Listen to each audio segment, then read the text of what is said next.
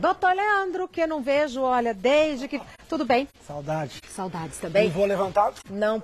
Não é falta de educação, é falta de... Está em recuperação. De condições mesmo. Mas eu já fiquei sabendo que aqui com a Regiane você veio. Eu vim. Tem mais ou menos uns 10 dias, foi o meu retorno aqui no programa Mulheres e foi ótimo. Foi muito importante para minha cabeça também estar ativo. Não é? Porque eu até brinco que um mês é pouco para o osso, mas é muito para a cabeça. E então a gente tem que estar produtivo. Exatamente. A gente não pode deixar o trauma se instaurar, né? É verdade. Bota a vida para girar, que tudo... Então eu agradeço estar aqui de novo e poder participar com você no seu retorno. Que dia especial, né? Que dia especial, que alegria te receber. Viu? Seja sempre muito bem-vindo. Agora, antes da gente começar a falar sobre ansiedade, vamos conhecer um pouquinho desse transtorno tão comum. Os transtornos de ansiedade estão entre as doenças mais frequentes e incapacitantes da atualidade. No Brasil, estima-se que cerca de 10% da população adulta sofra com ansiedade acima dos limites aceitáveis. São mais de 15 milhões de acometidos, tornando o Brasil um dos países mais ansiosos do mundo. Existem várias formas de ansiedade preocupantes, como a síndrome do pânico, os medos e compulsões, o transtorno de ansiedade generalizada, entre outros. As mulheres têm risco 2 vezes maior do que os homens. Crianças e idosos também podem apresentar este problema, que eventualmente simula doenças físicas e traz muito comprometimento para a qualidade de vida de uma pessoa. A ansiedade é o tema da pauta médica de hoje. Aprenda a reconhecer e enfrentar esse importante problema de saúde dos tempos modernos. A atriz é muito boa, porque só de ver a gente já fica ansiosa. É, curioso, né? A ansiedade parece que é um pouco contagiosa, né? Exato. Quando a gente está diante de alguém muito ansioso, isso pega... E a atriz, nosso trabalho é perfeito. Aliás, que bela abertura, belo off. A voz da Júlia, perfeita Tápia, na narração. Letícia também, que sempre se esforça. Parabéns pro pessoal que preparou esse off. Então, parece que contagia e a pessoa fica assim mesmo. Fica. Isso é uma crise forte, né? Essa é uma crise que a gente chama de crise de pânico. É uma crise exacerbada, é um tipo muito importante e frequente de ansiedade. Onde a pessoa às vezes tem que sair de lá. Ela acha que vai perder o controle, pensamentos negativos. E essa coisa dos sintomas físicos, né? Você vê que ela vai ficando mais ofegante, o coração dispara, ela perde o controle. E se você estiver sozinho ou desamparado, o sofrimento é maior. E você viu os números da ansiedade? Eu fiquei chocada. É um absurdo. No Brasil, mais de 18 milhões de portadores, né? Então é muita gente. 10% da população adulta. Por isso que essa pauta importa não só para quem tem ansiedade, como para quem tem filhos, marido, colegas de trabalho. Porque é quase impossível você passar pela vida sem se deparar com pessoas com transtornos de ansiedade. O que detona uma crise de ansiedade? Várias coisas podem detonar. Então, as pessoas que têm uma predisposição genética, ela pode ter crises diante de coisas que ela tem medo, como fobias, pode ter isso em fases de estresse excessivo. É normal as pessoas ficarem ansiosas, pessoas que não têm doença, quando estão perto de algo desafiador ou que dão medo. Os meninos hoje na estreia do programa. Por exemplo, é uma ansiedade saudável. Do bem. Essa ansiedade, ela tem uma proporção, uma duração, e ela até ajuda, deixar eles mais concentrados, minimiza o erro. E um fim. E tem um fim. E o fim? Agora, é muito importante esse slide que a gente colocou aqui. Toda ansiedade do bem, natural, ela tem um gatilho, um motivo. Quando a pessoa está doente, pode acontecer sem nenhum gatilho. Às vezes, assistindo televisão em casa, vem uma ansiedade. Ou até tem um gatilho, mas é um gatilho totalmente irrelevante. Eu chego no trabalho, me dá uma crise. Anoitece, eu tenho uma crise. Eu vejo, sei lá, um pequeno inseto, me dá uma crise.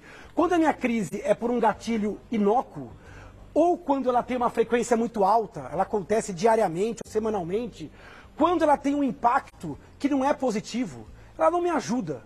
Porque a ansiedade normal do bem, ela protege, ela prepara. A ansiedade do mal, ela paralisa. Como a gente viu na cena da novela. A pessoa fica incapacitada. Então o impacto é importante. A intensidade. A ansiedade do bem, ela me incomoda um pouquinho, mas eu consigo fazer a atividade. Os meninos, inclusive, arrebentaram hoje no programa ao vivo, né? Eles estavam tensos, ansiosos e fizeram o trabalho perfeitamente. E a duração também é muito importante, é o que você falou. Uma coisa é eu ficar ansioso no começo de uma prova, de um teste. Eu ficar ansioso no começo de um brinquedo no parque de diversão. Outra coisa é eu passar o dia a semana, o mês ansioso. Tá. Então, se ela não tem gatilho, se a frequência é alta, a intensidade é alta, a duração é alta, o impacto é negativo... Não é legal. Opa, pode ter um transtorno de ansiedade. Quais são os tipos de ansiedade? A gente até fez um slidezinho com 5 tipos frequentes de ansiedade. Um deles, muito importante, é o TAG, transtorno de ansiedade generalizada. Uma das formas mais comuns de ansiedade. É aquela pessoa que sofre por antecipação, que não consegue relaxar, que tem dores de cabeça, que está sempre naquele vai que e se. É uma ansiedade que dura mais que 6 meses, que acontece mais do que dia sim, dia não. 6 meses, doutor É Leandro. um transtorno crônico, aquela pessoa que está sempre tensa, sempre pilhada. Pode ter sintomas gastrointestinais, pode ter insônia. Sabe aquela pessoa que está sempre um tom acima?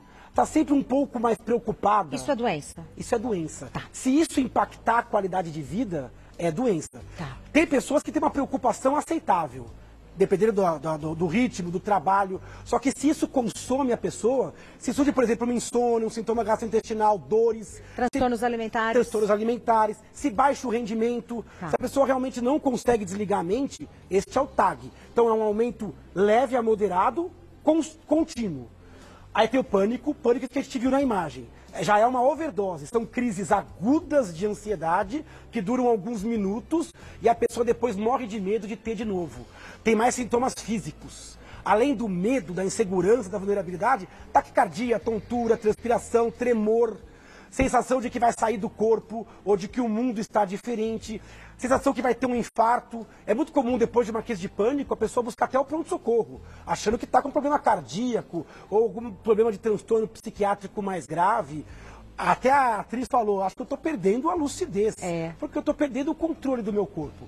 Fobias é quando a ansiedade surge diante de algo específico. Tem fobia tipo social, a pessoa que tem ansiedade diante da exposição social, isso é muito comum, pode chegar a 8% da população. Fobia de animais, lugares fechados, altura. O SEPT é uma sigla. Ela tomou cuidado de escrever aqui do lado, né?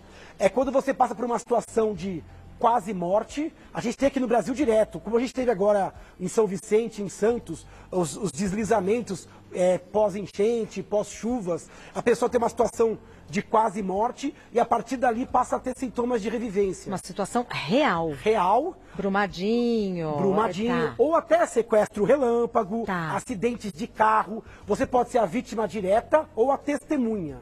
Mas esse estresse que você passou nessa situação pode te levar a ter crises recorrentes. A gente vê em filme, às vezes, de guerra. Sim. O cara sai da guerra e a guerra não sai da dele. mente. Ele continua com pesadelos, revivência.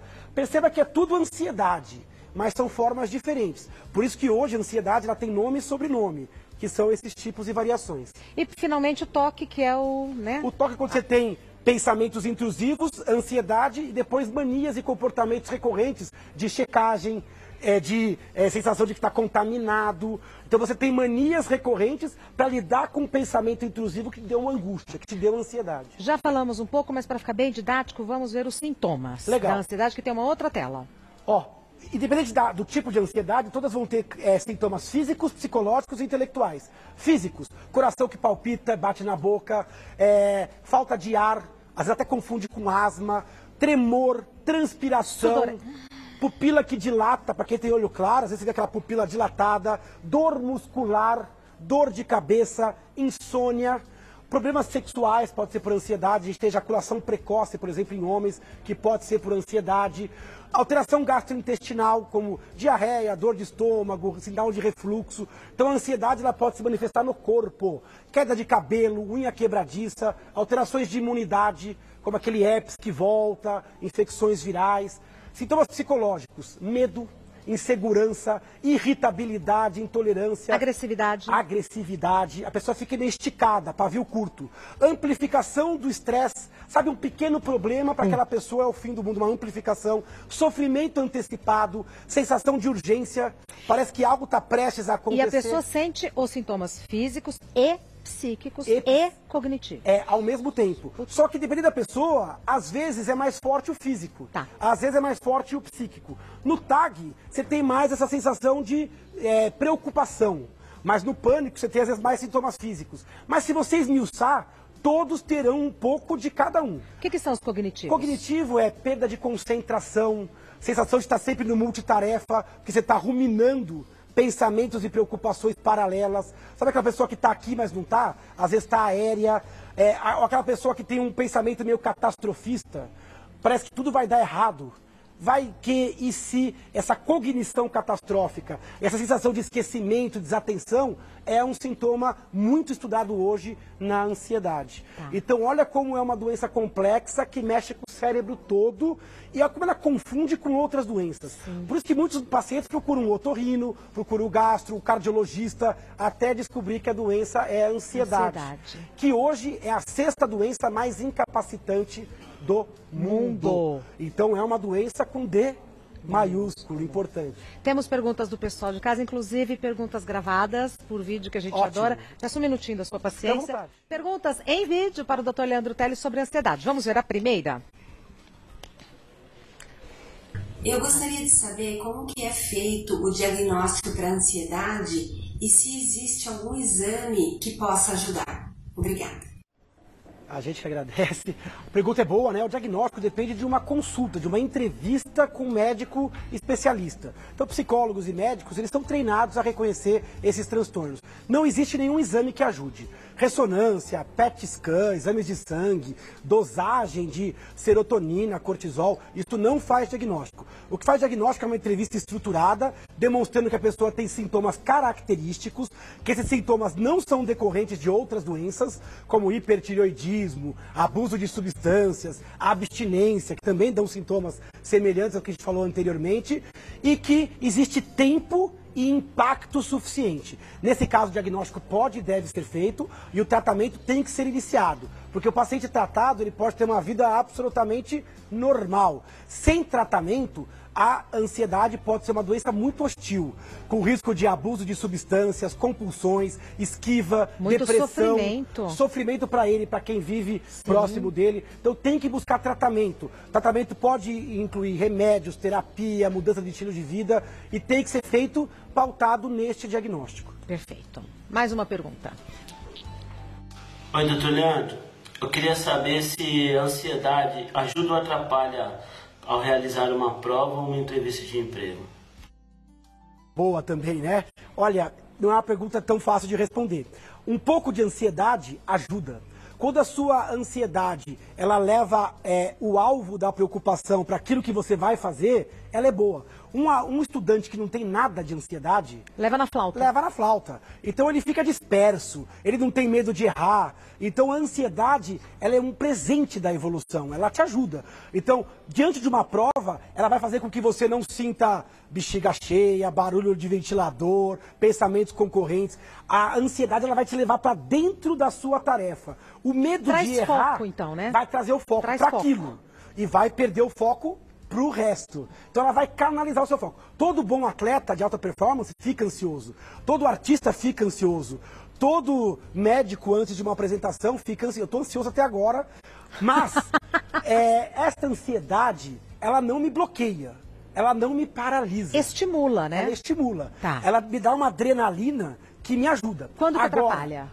Tem um momento que ela passa. Se ela te deixar com muito sintoma físico, ou a prova começou e eu continuo disperso, com medo de mal, se eu tenho branco, sabe aquela coisa que, puta, me deu um branco, esqueci completamente. Ai, eu estava tão nervoso que eu sequer consegui raciocinar. Opa, aí passou do limite. Tá. Então, um pouco de ansiedade dentro de um contexto específico é aceitável, mas ela tem uma duração, ela tem uma intensidade e ela te ajuda, te protege quando é um perigo. É bom quando eu chego numa rua esquisita que eu fique ansioso, né? Porque isso faz com que eu me proteja. Eu olho para os lados, eu troco o caminho, eu aviso alguém. Então a ansiedade, ela me protege. Por isso que o nosso foco na vida, Regina, não é abolir a ansiedade. É trazer a ansiedade para limites aceitáveis. Perfeito. Porque senão ela vai consumir uma energia, uma saúde que a gente não está à disposição de dar e vender. Então, teve sintoma, repercutiu negativamente, tem que tratar. E muito aluno vai mal em vestibular, Por conta concurso disso. público, muito esportista vai mal no rendimento no dia D, treina bem e joga mal por conta de ansiedade. O mesmo vale para entrevista de emprego e para uma série de coisas que depende desse sangue frio. Então, controlar a sua ansiedade é um dos parâmetros do sucesso. Perfeito. Temos mais perguntas. Olá, doutor. Meu nome é Bruna e eu gostaria de fazer uma pergunta. Bom, eu li que o Brasil é um dos países mais ansiosos do mundo. Qual a justificativa para isso e como podemos nos prevenir? Que linda. Que sotaque bonito também, né? E como ver, fala bem, né? É muito comunicativa. E a pergunta é muito boa. O Brasil é o campeão mundial em ansiedade. Segundo a OMS, quase 10% da população adulta. Muita gente estuda isso. Por que será que o Brasil, né? Porque o Brasil é um país que não se envolve em guerra, não tem tanto desastre natural, mas o Brasil ele vive em guerra, né? Ele vive numa guerra urbana, né? É um país com muito acidente de carro, é um Brasil com muita violência, então o senso de violência é muito grande, é um país com muita instabilidade econômico, política, então é um país muito jovem, eu acho que por isso também a ansiedade aumenta, e eu acho que tem uma questão genética também envolvida. O Brasil é miscigenado, ele é um Brasil que foi construído por imigrantes, né, de vários lugares, e isso também traz um perfil genético de pessoas mais ansiosas. Eu acho que juntou a genética da construção miscigenada, que eu acho que é bacana do nosso país, mas que também pode trazer essa genética mais forte, junto com uma certa imaturidade ainda com relação às próprias instituições. Então a gente está sempre correndo atrás, com muito estresse. Então a gente tem que tomar cuidado, porque nós somos brasileiros e a gente tem culpa também nessa ansiedade alheia. Então a gente tem que pensar se a gente não é fator na ansiedade do outro. Se a gente não está acelerando demais as pessoas que convivem com a gente. Sim. Se a gente não está gerando muita expectativa nas nossas crianças e adolescentes. Então a gente tem que não só olhar o Brasil como se fosse algo fora da gente. Nós somos brasileiros e a gente é responsável por esses índices alarmantes de saúde mental. Além disso, a gente tem muito subdiagnóstico e subtratamento. O que é subdiagnóstico? Pessoas que têm ansiedade e não têm diagnóstico de um transtorno de ansiedade. Então não trata. E muitas pessoas que estão subtratadas, ou não trata, ou trata menos do que deveria. Porque a gente tem uma cultura que valoriza um pouco a ansiedade. A gente alimenta pessoas que se arrebentam, ou que se dedicam, ou que são rápidas, ou que não se cuidam. A gente tem ainda essa mania de desvalorizar o descanso. Você está dizendo que trabalha em excesso, que treina em excesso, que faz tudo em excesso, é isso? E aí passa a não reconhecer que essa inércia de velocidade já passou a ser o seu modo de atividade. A gente sempre fala, pô, Deus ajuda quem cedo madruga. Quem que bolou isso, né? Não é assim, né? O descanso é necessário. É totalmente necessário, né? Então a gente tem que tomar um pouco de cuidado com essa cultura que valoriza o estresse, a doação, sem que haja sustentabilidade, sem que isso seja renovável. Porque as pessoas com ansiedade, elas têm uma mente mais perfeccionista, elas querem entregar e acabam adoecendo por conta disso também. Então o Brasil, ele acaba tendo que ter uma preocupação maior. Mas no mundo inteiro a ansiedade é problema. Não existe país que tenha índice menor que 4%. É muito alto. Tá. Mais uma pergunta. Bastante, né? Bom. É ótimo. Olá, doutor. Tudo bem? Meu nome é Thiago. Eu gostaria de saber a diferença entre TAG e pânico. Ótimo. Pergunta boa. TAG, transtorno de ansiedade generalizada. O TAG é um aumento mantido da ansiedade basal. Então você aumenta um pouco da ansiedade e está sempre um pouco mais tenso. Sabe aquela pessoa que está sempre preocupada, quer sempre ter o controle das variáveis? Então não tem crise como a moça que a gente viu. Exato. Só que também não é saudável. Não é saudável. Tá. Esse cara às vezes até acha que é da personalidade dele. Sim. Sempre preocupado. Uma pequena coisa sempre amplifica. Está sempre pensando no futuro. Está sempre preso naquilo. Não consegue relaxar, descansar. Acima de 6 meses, a maioria dos dias e a maior parte do dia preocupada. É como se fosse um mar revolto.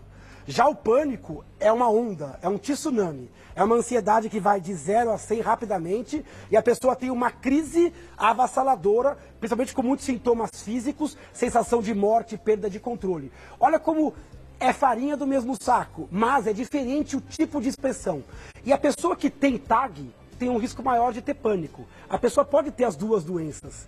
E as pessoas que têm pânico têm um risco maior também de ter TAG. Tá. Mas são coisas diferentes. Tem pessoas que falam, nunca tive pânico, mas eu sou constantemente mais ansioso. Mas quem é assim tem... se identifica como constantemente ansioso? Às vezes não se identifica, porque às vezes o quadro é de tão antigo e é tão alimentado... Acha que é da personalidade. Que é da personalidade. Mas mesmo os tags podem ter manifestações graves. Às vezes a pessoa não consegue dormir, a pessoa tem diarreias graves, o às vezes tem dor de convívio é cabeça. difícil. O convívio é difícil. O convívio é muito porque difícil. a pessoa está sempre à flor da pele. Então, às vezes, ela pega um pequeno problema e transforma aquilo num inferno. E ela não tolera as pessoas que não são ansiosas como ela. Do mesmo jeito que alguém tranquilo também fala, por que você está tão desesperada para algo que está dentro do escopo da vida? Está dentro do jogo, da regra do jogo, né? Então é muito difícil. Já vi muitos casamentos que afundam por conta dessa dificuldade, dessa diferença diante da realidade. Ainda mais hoje em dia, onde você tem uma expectativa para ser bom em tudo, onde você tem um conjunto de problemas de difícil solução, até insolúveis. Então, quem não consegue administrar esse estresse pode eventualmente ter um distúrbio de ansiedade, que acaba tendo esta maximização mental. Mais uma pergunta. Oi, doutor, tudo bem? Eu sou Isabela, aqui de Curitiba, e eu queria perguntar para você se ter ansiedade pode levar à depressão. Eu queria aproveitar a oportunidade para perguntar também se é possível tratar a ansiedade de forma natural. Ai, que bonitinha, Isabela. Eu adoro esses vídeos. Primeira coisa, vem vídeo de tudo quanto é lugar, né? Agora vídeo do Sul, sotaque pra todo lado, veio do Nordeste. Perguntas e muito jovem, boas, né? Oh, Isabela, traz minha filha. Foram duas perguntas. A primeira pergunta, se a ansiedade pode levar à depressão. Pode. Isso. São doenças diferentes, mas elas estão muito comumente associadas no mesmo paciente. Quem tem ansiedade, às vezes perde o controle sobre o corpo. Às vezes tem medo de enfrentar algumas situações. Tem medo de passar mal, de perder o controle. Às vezes essa esquiva da vida, essa dificuldade de levar a cabo e essa amplificação dos problemas pode te levar um pouco de melancolia e ser um fator de risco para a depressão. Então, ansiedade grave pode levar à depressão. O contrário também é verdade. Quem tem depressão pode ter formas de ansiedade pela depressão. Também de projetar um negativo, catastrófico e acabar sofrendo por antecipação e sofrendo por muito medo. Mas olha que diferença. A depressão é uma alteração do sensor do prazer, da motivação. E a ansiedade é uma alteração do sensor do medo, da expectativa. Mas podem estar associados e o tratamento também é meio parecido, o que facilita o manejo do médico. Ele pode, às vezes, com uma medicação, e a terapia ajuda os dois tipos, ele pode sanar os dois problemas.